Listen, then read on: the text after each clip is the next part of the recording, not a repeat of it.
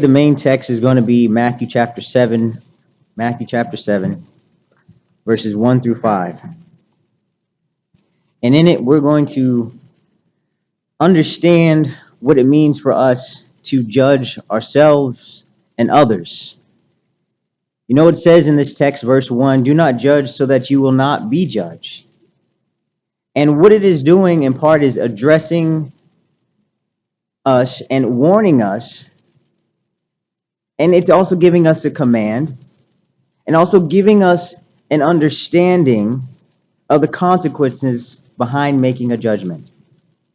However, it's not just those things, because it also reveals to us the judgments that we are expected to do upon ourselves, not just others, and how we are expected to perceive ourselves and taking what's in front of our own eyes and removing that so that we can see clearly how to tell someone, hey, you have something that's blocking your vision so that you may see clearly. Next slide. The first point that we have to cover to understand what this is talking about is noticing that we all have an eye for judging others and ourselves. In this congregation, we've looked at the text when we were looking at the eye in Matthew chapter 6, verses 22-23. But we're going to review that a little bit so that we can understand. Because in verse 22, it says, the eye is the lamp of the body. The eye is the lamp of the body. The organ of perception is that which illumines the body. The organ of perception is that which illumines the body. It brings light to the whole body, so that if your eye is clear, your whole body will be full of light. What this is saying, and what we've concluded, is that the eye is the thing which helps you to perceive. It helps you to understand. But not just understand, as we concluded earlier. If you go to verse 33, we concluded that it's also that which helps you seek. So keeping that in mind, let's look at the text so we can see things a little bit clearly. Going back to chapter 7, verses 3 and 4. It says, why do you look at the speck that is in your brother's eye, but do not notice the log that is in your own eye? Why do you look at the speck that's in your brother's organ of perception, in his understanding, but you do not look at the log that is in your own perception, your own understanding, your own way of seeking something? Or how, verse 4, how can you say to your brother, let me take the speck out of your eye, or take the speck, that little piece, that little object that is blocking you, that is blocking your perception, that is blocking your understanding. Let me take that out of your eye, and behold, there's this log in your perspective, your understanding. How can you do that?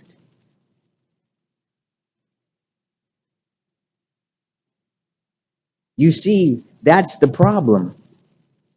You can't see clearly to help someone else when you have this thing blocking your own perspective and your own understanding. That's your eye. It reveals something, right? The eye is the lamp of the body. You're looking at your brother and what he is and saying, brother, there's something in your way. But there's no way that you can see clearly because something is blocking you. Now, this is where it develops, verse 5. Next slide. Hypocrisy. How does this fit into this situation? It says, you hypocrite, first take the log out of your own eye. First take the thing that is obscuring your perspective, your vision, your understanding, and then you will see clearly to take the speck, this small object, this thing that is obscuring their perspective, their understanding, out of your brother's eye. You see how that makes sense? But why is it hypocritical? It's a hypocritical thing because you are acting as if your eye is clear. So the hypocrite was one who would put on a mask and act. That's what they call them, a hypocrite. They put on the mask and they perform, they're pretending to be something they're not. And so this person here, who's saying, let me take the speck out of your eye and behold, the log is in yours, is playing the hypocrite because he's pretending as if he can see things clearly when he really can't. That's why he's the hypocrite. And Jesus is saying, you got to take this object that's obscuring your understanding, your perspective out of your eye. Then you can help someone else.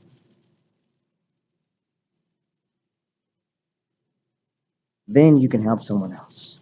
Next slide. So let's kind of tie this together now.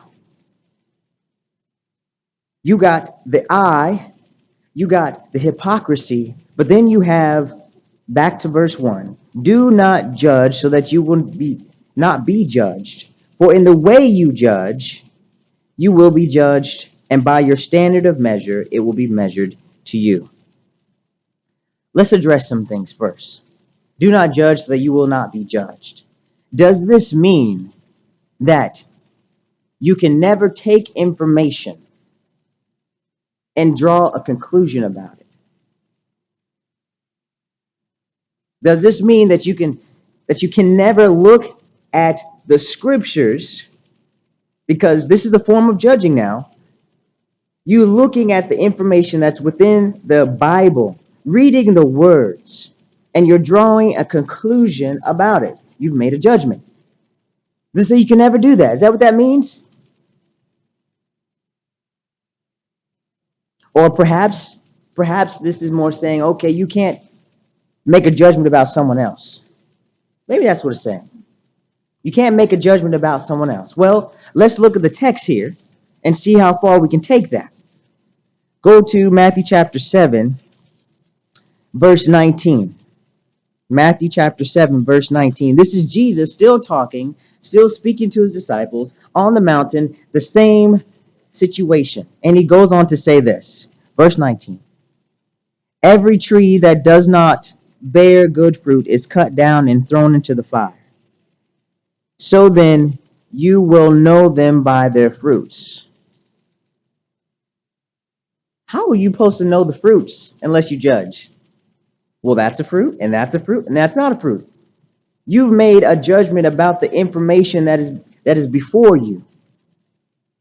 And so, because of that, because of those things, I submit to you that this judgment is one that you are not supposed to do yourself. It's you as a person with your own opinion who is not supposed to judge. And when you do judge, however, that same standard will be measured back to you. So, when you judge, we must be mindful.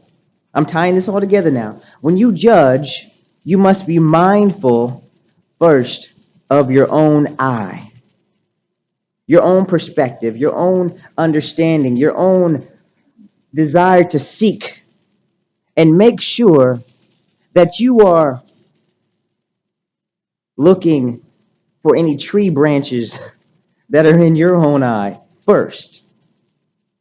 Then you can judge someone else's perspective and understanding to see, oh, let me take that speck out of yours so that they can see clearly too.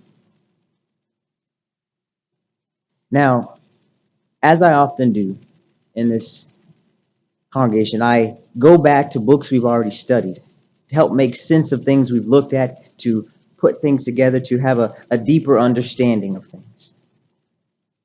And today I want us to go back to the book of James, James chapter 2, verse 13. This is going to help understand the idea of do not judge and that standard being measured back to you. James chapter 2, verse 13. It says, "For judgment will be merciless to one who has shown no mercy. Mercy triumphs over judgment."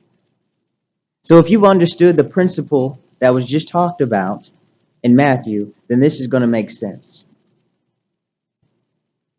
Because what it's saying is, in your own judgment, for judgment will be merciless. If you choose to show no mercy in your judgments, that same type of judgment that you show will be shown to you. If you want to treat and judge someone a certain way with your skewed perspective, that is exactly how you're going to be judged. If you want to judge someone with your own opinion rather than God's opinion, God's way, that's how you're going to be judged. I hope you see that clearly. Again, I want us to understand this idea of judging a little bit more. Let's look at chapter 4 of James, verse 11. Chapter 4 of James, verse 11.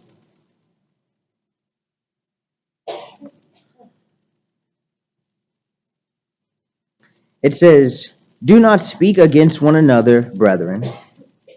He who speaks against a brother or judges his brother speaks against the law and judges the law." So when you are using your own opinion, your own thoughts, and you say, "I'm going to judge my brother of my own accord," you are speaking against the law, because the law says don't judge. But if you judge the law, you're saying, I'm not going to do that. I'm making a judgment about the law. I'm not going to do it. If you judge the law, you are no longer a doer of the law, but a judge of it. Notice the next verse. There's only one lawgiver and judge. That's none of us. That's none of us. The one who is able to save and destroy, but who are you who judge your neighbor? So this ties back into the idea of the one judge, the one lawgiver, and we use his judgments, not ours. And again, we'll look at one more verse to help explain this idea. Chapter 5 of James, verse 9.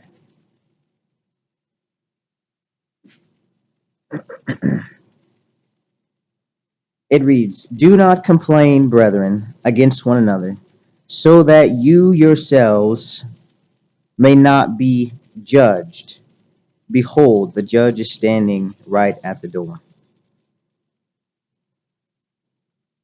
We are not to speak against one another, speak our discontentment that of our own opinion against one another, so that we ourselves will not be judged. Again, this echoes what was said back in Matthew. "Judge not lest you be judged." I'm quoting the King James Version. "Judge not lest you be judged, for with what judgment you judge, you shall be judged, and what measure you use shall be measured to you." So if you want to be judged according to your own opinion, then don't make judgments of your own opinion. Make judgments of God. If you want to judge rightly, You need to clear your perspective, your understanding, before you make a judgment that is of God.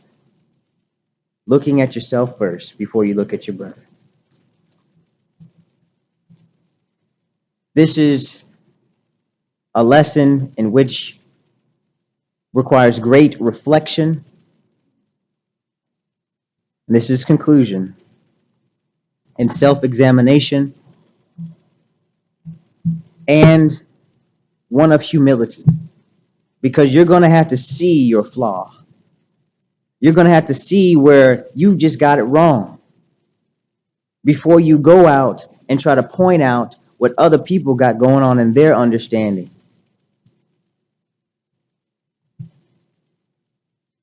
So it is my sincere hope that you humble yourselves in the sight of the Lord, that you look into the mirror and don't be a forgetful hearer, but rather a doer.